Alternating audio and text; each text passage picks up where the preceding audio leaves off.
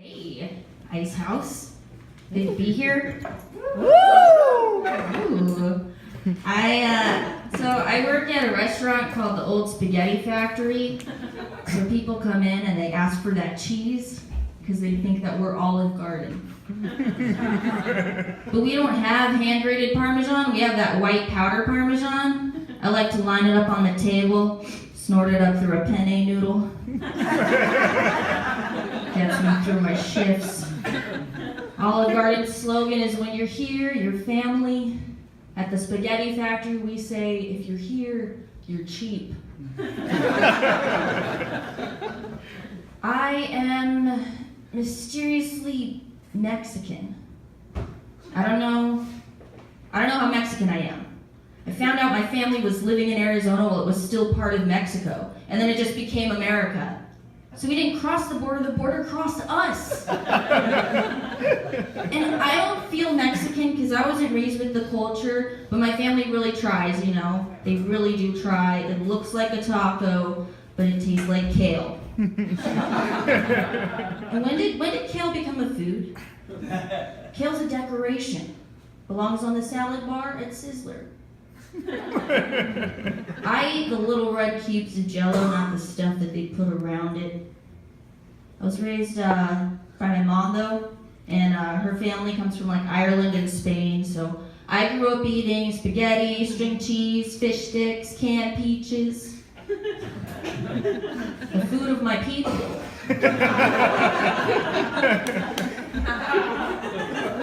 It's from my white mother that I inherited my false sense of privilege. She also taught me how to write the strongly worded email.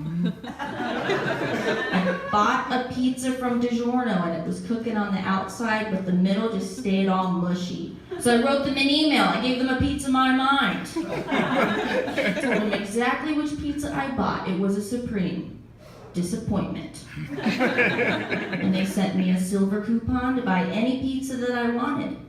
It just showed me that every mushy pizza has a silver lining. I don't speak Spanish, but people come up to me and they start speaking to me in Spanish, and I'm just like, no sé. It in English, please. No, say it in English, please. I used to think that the most Mexican thing that I've ever done was when I went to Mexico, and then I realized that's the least Mexican thing that I can do. Because all the real Mexicans are leaving Mexico, coming over here. So what I should say is that the most Mexican thing that I've ever done was when I left Mexico and came to America after my 4-day vacation in Cancun.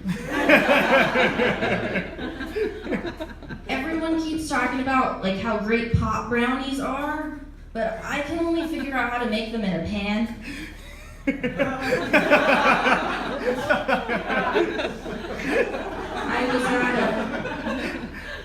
I was at Target doing the self-checkout, and at a certain point I started to wonder, is it me? Am I the unwanted item in the bagging area? Well, last year, my boyfriend, his name was Jimmy, was killed in an accident. I know, just killed the mood. Makes me feel closer to him. Yeah, it was in an accident. I didn't mean to. He was hit by Pedro Ramirez, 51. I think if he ever thought he was going to be killed by a 50-year-old Mexican man, he probably thought it was going to be my dad. Has anyone else ever been ghosted before?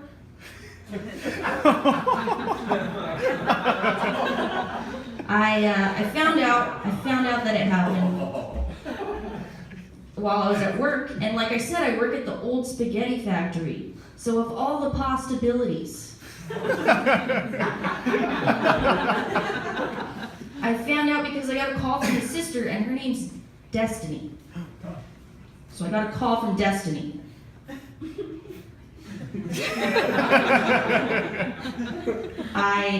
After I find out, I spend the next few days at his parents' house in his bedroom, and they finally let me close the bedroom door. It's just it's a constant flow of people coming in the house, you know, and everyone brought food. You know, there was like all this food. It was like living in a hometown buffet. You know, you walk in and you're like, oh, salad bar, skip.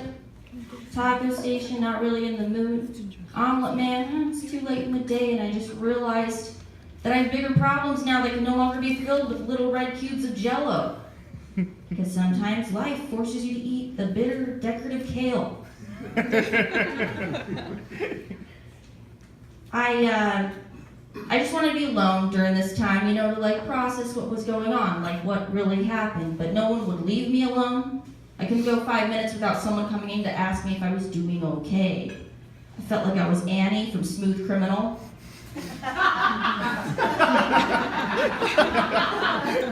Michael Jackson just wouldn't leave me alone. Are you okay? Are you okay? No. The answer is no. Beat it. Just beat it. So I start planning the funeral, actually, and I used a lot of ideas from my Pinterest wedding board. I wanted the theme to be origami because he used to fold them, leave them all over the place. So I taught all my friends and family how to fold. We had a little origami sweatshop going on, long hours, no wages. Any paper cut related injuries were not tolerated. I was talking to the funeral director about our different options. He told us we had the option of getting a rental casket. And I said, is he even allowed to rent one of those? He's under 25. My boyfriend was half Puerto Rican, so he's Puerto Rican enough, not Puerto Rican enough to beat me.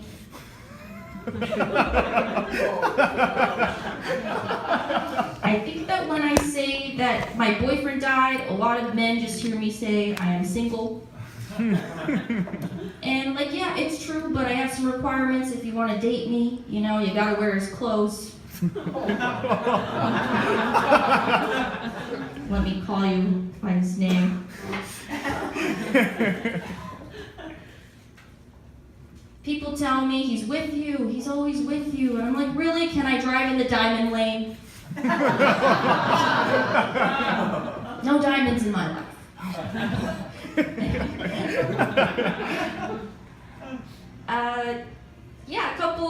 A couple years ago, my boyfriend and we dressed up as ketchup and mustard for Halloween, and we switched caps and told everyone that we screwed each other. So this year, this girl hadn't heard what had happened, so she came up and she was like, are you bringing your boyfriend to the Halloween party? I was like, yeah, he's coming as Casper this year. She was like, no, it's Marvel themed. I was like, okay, Ghost Rider, Black Widow.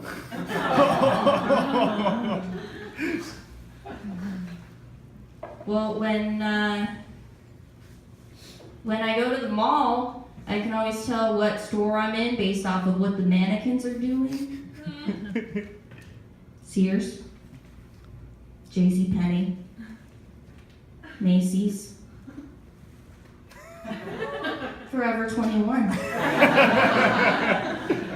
I've been scared to go back to Forever 21 ever since I turned 22.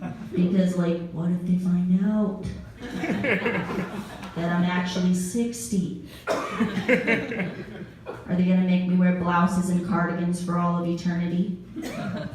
I'm sorry, ma'am, you're gonna have to go next door to the dress barn. Anything but business casual. It's okay, because I found a new place to buy my crop tops. It's called Baby Gap. I used to go to this frat house in college called Delta Co. Sometimes I went a little overboard, had a little too much. Regretful nights spent on the toilet. Delta Co. It's also pronounced Del Taco. I'm Jessica Rosas. Thank you so much.